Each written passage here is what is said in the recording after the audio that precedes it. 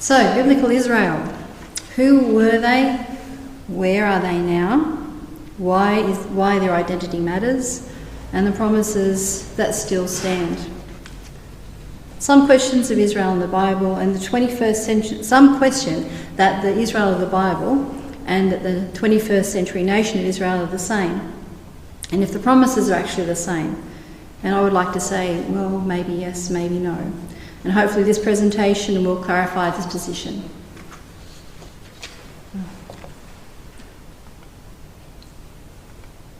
Oops, wrong way. There we go. So to be clear, the Bible was written by Israelites, almost exclusively. So it's best to establish who might actually be an Israelite. Israelites were descendants of Abraham, Isaac and Jacob. Jacob's name was changed to Israel in Genesis 32:28. Israel, or Jacob, had 12 sons from 4 different wives, mentioned in Genesis 35, and also mentioned there in the box you can see. Reuben, Simeon, Levi, Judah were all the first sons of Leah. Dan and Naphtali were the sons of Bilhah. Gad and Asher were the sons of Zilpah. Issachar and Zebulun were the 2 more sons born to Leah, and the last 2, Joseph and Benjamin, were born to Rachel. Israel went into Egypt as a family, and it's said that in many references there were 70 souls that left the area of Canaan and went into Egypt. They mentioned in Genesis 46, in Exodus and Deuteronomy, but they actually came out as a nation some 400 years later. Skip this slide. Did it? Yes, it did. Thank you. So there are actually 4 variants to the listing of tribes in the Bible. So if you wish to go through that, the first one is the one we just mentioned in Genesis 30 and chapter 30, 35, where it says, Ephraim and Manasseh, Joseph's sons, were adopted by Israel in Genesis 48, and each received an inheritance, giving Joseph, therefore, a double portion in place of Reuben's birthright. Again, there's a reference there in 1 Chronicles 5:1. So you may recall that Reuben did some unpleasant things, and so he was actually removed. His birthright was transferred then to Joseph. It's quite an interesting aside to that. We're not going to go into today. Needless to say that the 2 sons of Joseph came and took over a double portion of the blessing. The second time it's mentioned, it's in Joshua 13, chapters 13 to 21. Levi is not mentioned at this time because it's the time when they're talking about the land allotments and when they first came into the land of Canaan after leaving Egypt. And the Levites were scattered throughout the 12 tribes of Israel. So they were allotted cities. They weren't allotted regions per se. The third time it's mentioned is in Ezekiel 48. Again, we're talking about prophetic allotment. And again, Levi is missing. And then the fourth time, talking about here in Revelation, it says the descendants of the 12 tribes were sealed by God to serve him. And in this case, Dan is removed, possibly due to his idolatry. So of the 12 tribes, Dan was particularly wicked with regards to idolatry, and that's believed that's the reason why his name is missing. Manasseh is included, and the name of Ephraim is replacing of Joseph. So it gets a little bit confusing. I think fundamentally, though, and safe to summarise, that the descendants of the original 12 sons of Jacob are what they call the Israelites.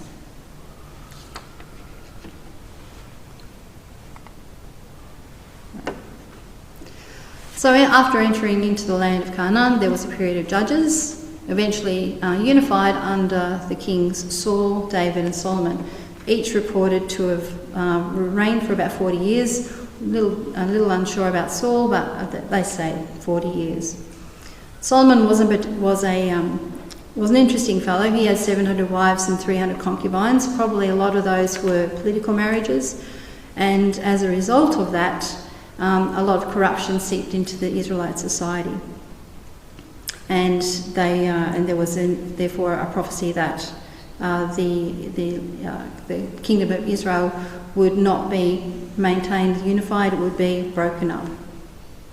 And they were broken up basically into two groups. So we have the kingdom of Judah in the south, predominantly the two tribes of Judah and Benjamin, although Simeon was also in that sort of region as well. And then you have the upper or northern kingdom, which were the remaining 10 tribes.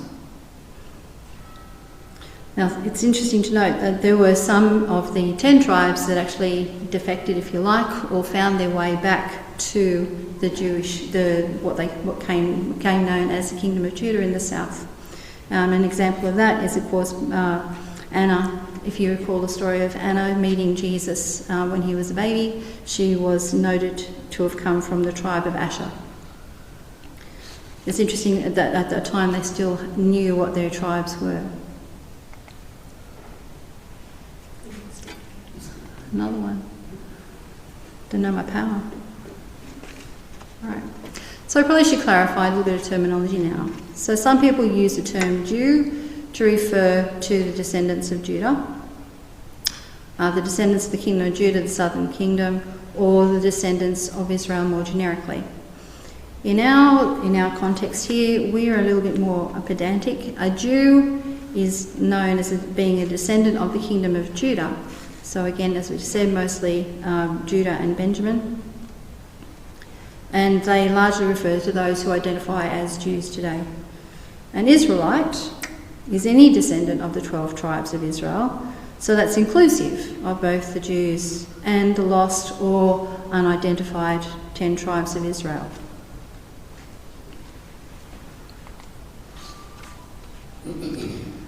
So now we know the identity of the Israelites, but who are they and what makes them special?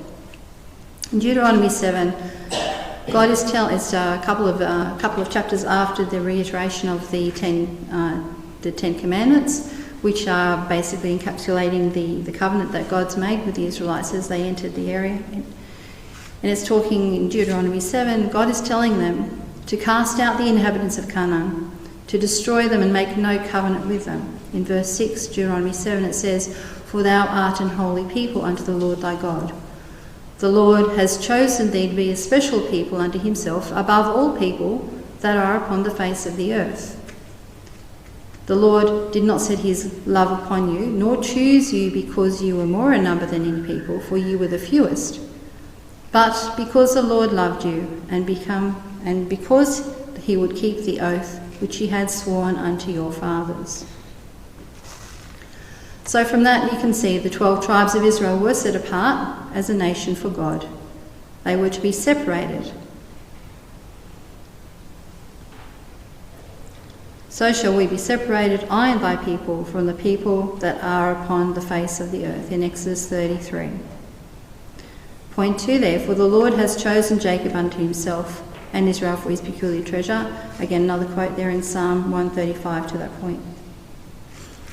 Third point there, "Thus saith the Lord, Israel my son, even my firstborn," Exodus 4:22. So Israel has now taken on the role of a firstborn. And then the last point there, "That you shall be unto me a kingdom of priests and holy nation." Again, the quote there is from Exodus 19:6. So they were to be firstly separated, they were to be a peculiar treasure, they were to be as a firstborn, and they were to become kingdom of priests, a fairly high calling. Again, a promise made to no other people groups in all the world. Okay. But despite these promises, the Israelites yielded to human frailties, and the kingdom was divided, as we said, due to a lot of things that came from the top down with Solomon and his behaviour. So, divided into two sections.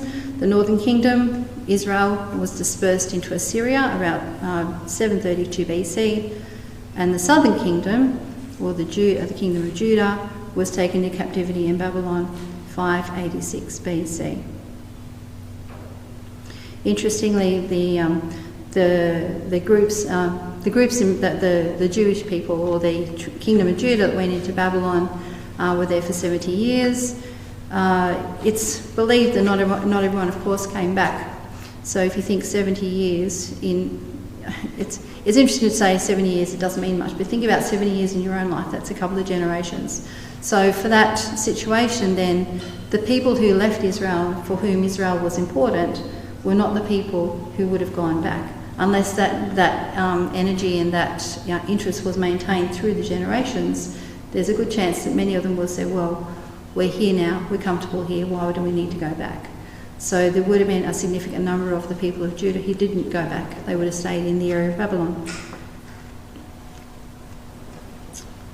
All right, well, pushed lots of buttons apparently. Okay.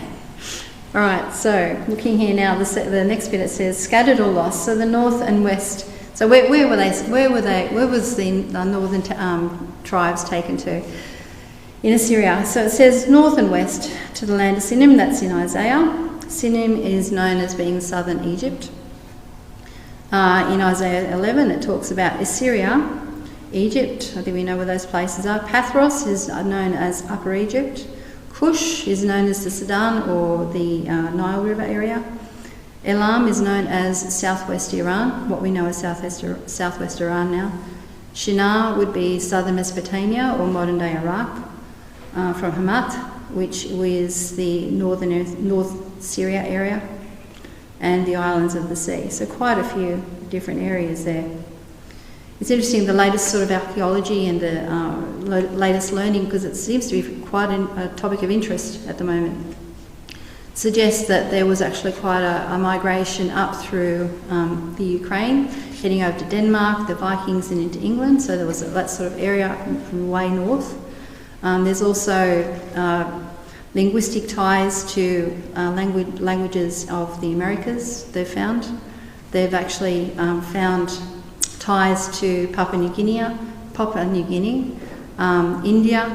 Some have even said there's evidence in the Maori culture.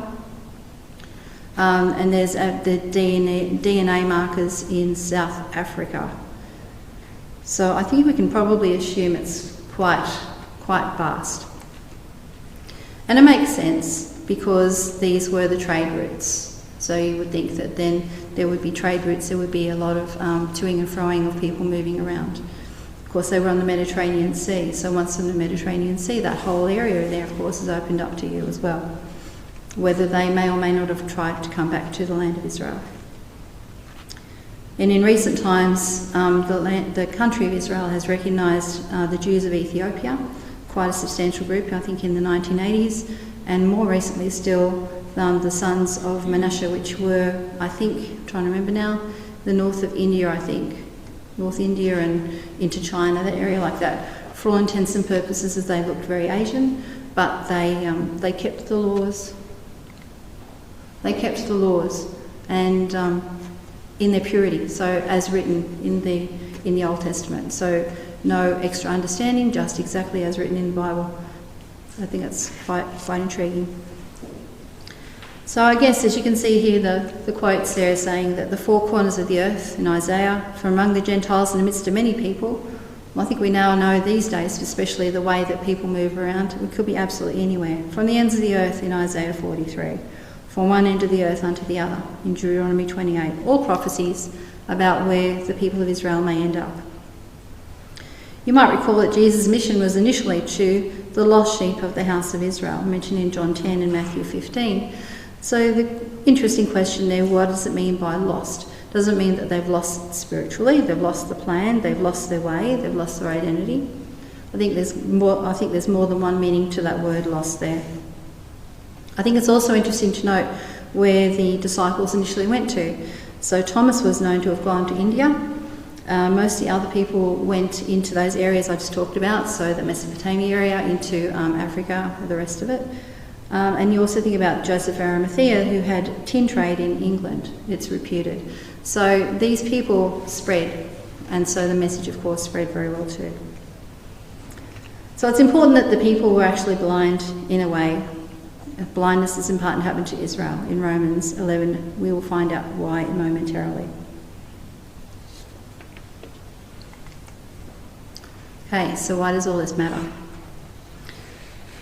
So there's a common thought in Christian ideas these days: hasn't the church become the new Israel, and because of Israel's unbelief? And I would actually absolutely say no. In Deuteronomy 7:9, carrying on from the quote earlier on, it said, "Is a faithful God which keepeth covenant and mercy with them that love him, and keep his commandments up to 1,000 generations." It's a very, very long time.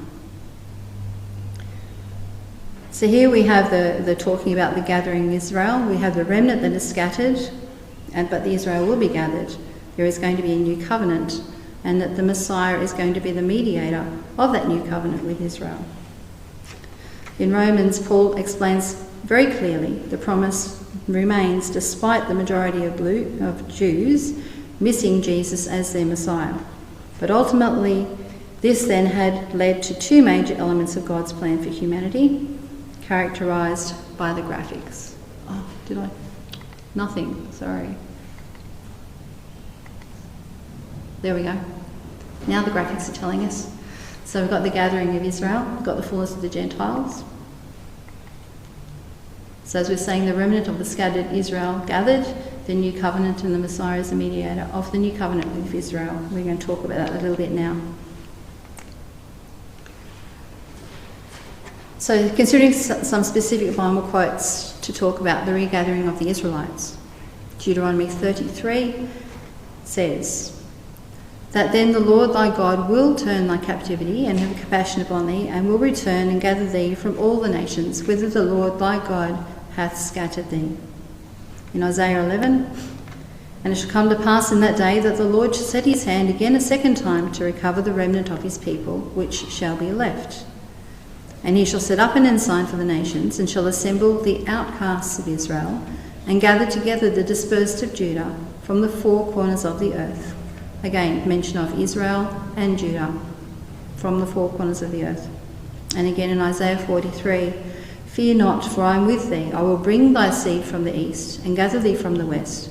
I will say to the north, Give up, and to the south, Keep not back. Bring my sons from far, and my daughters from the ends of the earth."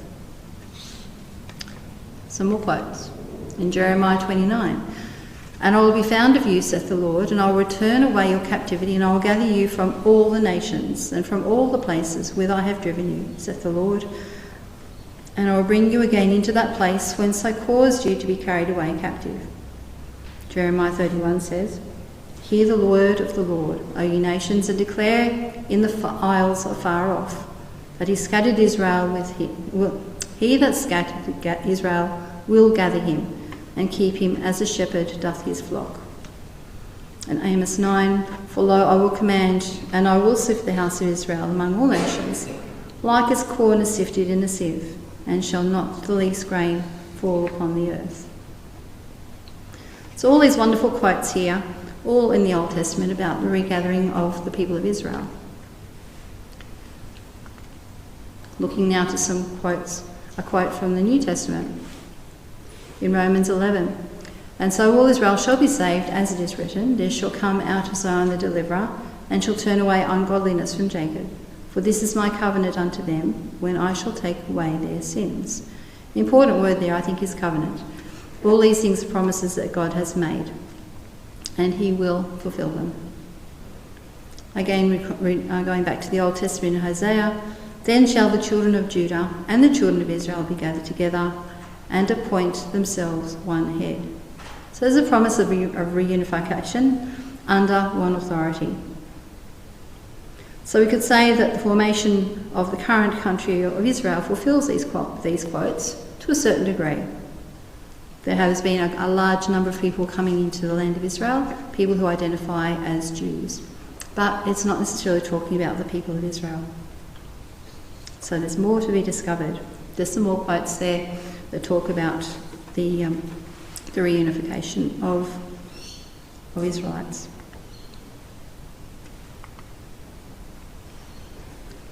The next point of it, though, is very important. It's a new covenant. Initially prophesied in Jeremiah 31:33 and reiterated here in Hebrews. So Hebrews 8 says, "Behold, the days come, saith the Lord, when I will make a new covenant with the house of Israel and with the house of Judah, So not just one, but both. For this is the covenant that I will make with the house of Israel after those days, saith the Lord. I will put my laws into their mind and write them in their hearts, and I will be to them a God, and they shall be to me a people. And they shall not teach every man his neighbour, and every mother and his brother, and every man his brother, saying, Know the Lord, for all shall know me, from the least to the greatest. For I will be merciful to their unrighteousness, and of sins and their iniquities will I remember no more. So key words there have been highlighted for us. I will put the laws into their mind, write them on their hearts. They shall know, because God shall teach them, not other people. They shall be learning from God, not from each other. And they shall all know them, and their iniquities shall be forgiven. This promise, this new covenant, is only to the Israelites. It involves internalising the laws in mind and heart, so that they will truly know the Lord. Such a wonderful, close relationship, not needing each other or others to teach them, leading to their unrighteousness being forgiven. Continuing along in this, again, Romans 9 again specifies the new covenant aimed at the Israelites. So in 9 it says, Who are Israelites, to whom pertain the adoption and the glory and the covenants and the giving of the law and the service of God and the promises, whose are the fathers, and of whom, as concerning the flesh, Christ came, who is over all, God blessed forever. Amen. So again, this reiterates the covenant that has been made to the Israelites by God. And it clarifies also the need of a mediator and enabler, the acceptance of Jesus' death in our place, then as the new covenant is able to be fulfilled. Talking now in Revelation 5, behold, the Lion of the tribe of Judah, about Jesus.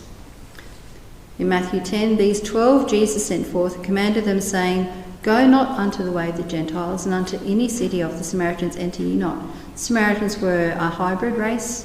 They could have had a heritage of both Israelite and Assyrian, as the Assyrian way was to supplant their own people in their area and mix them, so there was no way that you could actually sort of go against their authority, because it was a mixed society. So Jesus at this point is saying not to go there. He's saying, but go rather to the lost sheep of the house of Israel. In Matthew 15 it says, But he answered and said, I am not sent unto the last, but I am not sent, but unto the lost sheep of the house of Israel. This was the first commission. And then Romans 8, for whom he did foreknow, he also did predestinate to be conformed into the image of his Son, that he might be the firstborn among many brethren. Jesus was indeed an Israelite, and he was the Messiah who was then coming for his brethren, as promised. So now, completing the picture, talking about the gathering of Israel. So now we're considering now the God's plan for the Gentiles, or the non-Jews. That's the use. Gentiles was non-Jews. That's the New Testament use of the word. Or for in our purposes, non-Israelite, as we have here, considering the promise to Israel.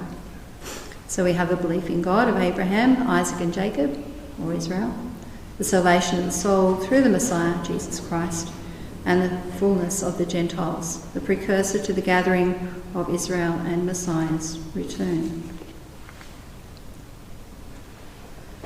So in Romans, Paul talks about the need for Israel's blindness to bless the Gentiles. In Romans 11 it says, I say then, have they, Israel, stumbled that they should fall?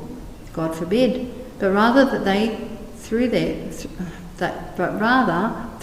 fall, salvation is come unto the Gentiles, for to provoke them to jealousy. For if the casting away of them be the reconciling of the world, what shall be the receiving of them be but life from the dead? For I would not, brethren, that ye should be ignorant of this mystery, lest ye should be wise in your own conceits. That blindness in part is happened to Israel, until the fullness of the Gentiles be come in. So God's plan was that for a time there, the people of Israel should be without identity, I guess, or not know exactly who they were, not necessarily see Jesus for who he is, so that the message then could be shared and with the rest of the world. And through that wonderful grace that Teresa was talking about, of belief in Jesus, be offered to people who are not of Israel descent. The Christian church was indeed needed to fulfil the mission to provide the message to the Gentiles specifically. So as it says there, the Gentiles are blessed by grace through faith. Promises through Abraham 430 years before the law in Galatians, and obedience of 4 things lead to the salvation of the soul. So Galatians is often seen as a book of the Bible where many non-Israelite believers have strong reactions saying, well, if we believe in Jesus, it's not necessary to follow the laws. And I think that the key point there is that if you are not an Israelite, then yes, obeying the laws is not necessarily something that you need to obey. It's quite clear that the laws were given to the Israelites, and the Israelites, if they wish to receive the fullness of the covenant that God has made for them, need to obey those laws. The laws were never designed for the Gentiles. And in fact, in Acts 15, where it talks about the Apostolic Council, where it only came that there were 4 things that people who wanted to believe in Jesus or become a Christian needed to do, and that was to abstain from meats that were offered to idols, from things strangled, from fornication or sexual immorality, and from blood. So with those 4 things, it was believed that was sufficient for a sufficient behaviour or to unification for people who wanted to become Christian.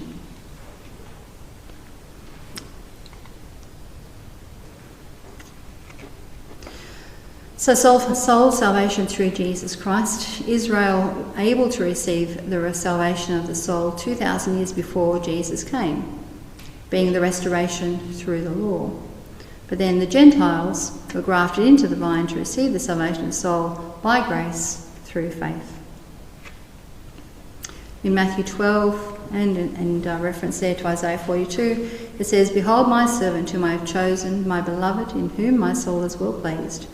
I will put my spirit upon him, and he shall show judgment to the Gentiles, and in his name shall the Gentiles trust." So a lovely promise there made to the Gentile church that there is a way to come into close relationship with God through the Messiah. And then proof that Jesus Christ is the Messiah. And what other religion has brought so many Gentiles to believe in the God of Abraham, Isaac and Jacob, and to fulfill the prophetic promises? So, what is left? What is left to occur in prophecy? So, we have in Ezekiel 44, it says that Israel will retain a priesthood. They shall enter into my sanctuary, and they shall come near to my table to minister unto me, and they shall keep my charge. In Isaiah 61:6, "But they shall be named the priests of the Lord. Men shall cast you to the ministers of our God." Exodus 19, "You shall be unto me a kingdom of priests." In Isaiah 66, "And they shall bring all your brethren for an offering unto the Lord out of all nations, to my holy mountain Jerusalem, so that I also take of them for priests and for Levites, saith the Lord." So again, the people of Israel are to become as priests for God.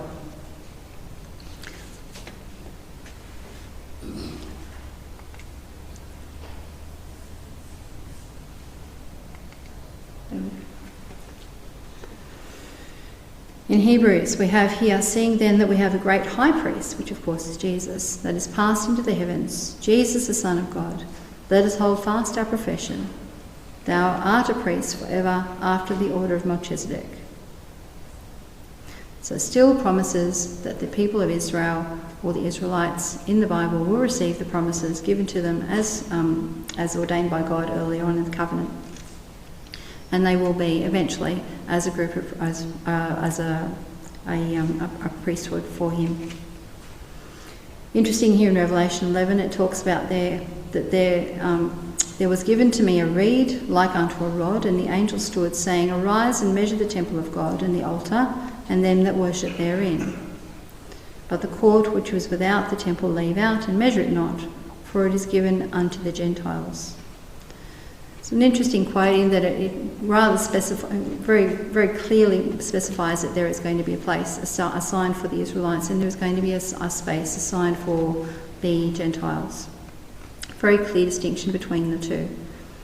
But also, having said that, a very clear understanding that there is a role for both.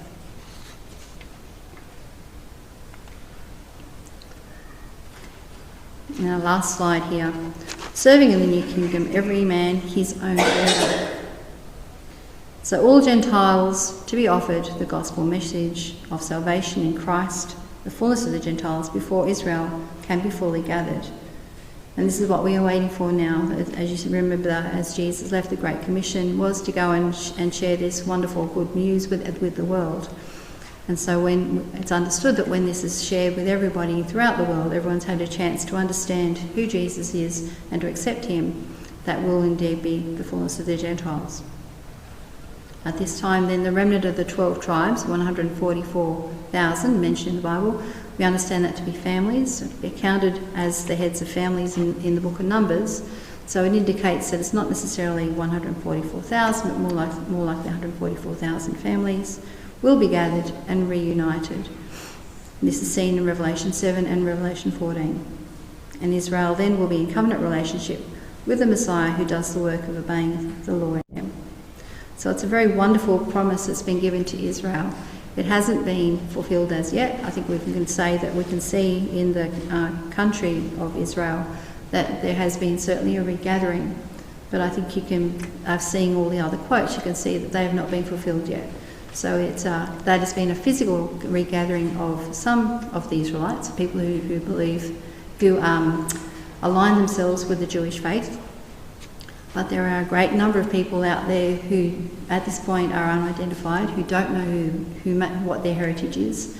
And I think it's very interesting that in our current Christian world, there seems to be a much more interest in what's going on in Hebrew, what they call Hebrew roots. So understanding what it means to do the work of God. A lot of people who have, I think the old thought of the Christian church was that we did not want to have anything to do with what the Old Testament has said. And I think more and more now people are actually starting to say, well, I think that there is something that needs to be understood about the Old Testament. We do need to observe those laws. And I think it's the people who are seeking that piece of information are the ones who could well and truly have Israelite heritage, just be not known to it. So I think it's very interesting that our church at this time has the mandate, I guess, to share this message and to draw people to come to that understanding that there is a special message and a special covenant and a special promise to the people of Israel if they observe the laws as God initially asked them to do in their first covenant. Thank you.